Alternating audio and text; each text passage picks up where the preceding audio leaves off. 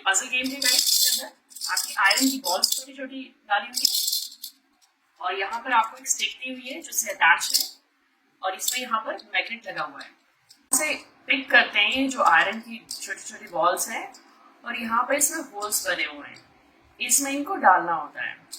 इस काफी fun game है ये और इसके साथ में बच्चों की आपकी आईज विद हैंड्स कोऑर्डिनेशन होता है, ये भी बहुत अच्छा है और बच्चे इसमें बिजी रहते हैं। इसको बड़े भी खेल सकते हैं, काफी इंटरेस्टिंग गेम है। तो चलिए एक बार मैं आपको इसको दिखाती हूँ कि इसको कैसे खेलते हैं। स्टिक को आप यहाँ पर जैसे ही यहाँ लगाएंगे इससे ये बॉल्स अटैच हो जाएंगी, देख सकते हैं आप।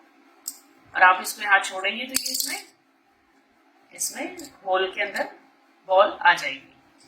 तो अगर आपको ये गेम अच्छा लगा, मेरा वीडियो अच्छा लगा और ये प्रोडक्ट अच्छा लगा तो प्लीज मेरे वीडियो को लाइक कीजिए और मेरे चैनल को सब्सक्राइब कीजिए।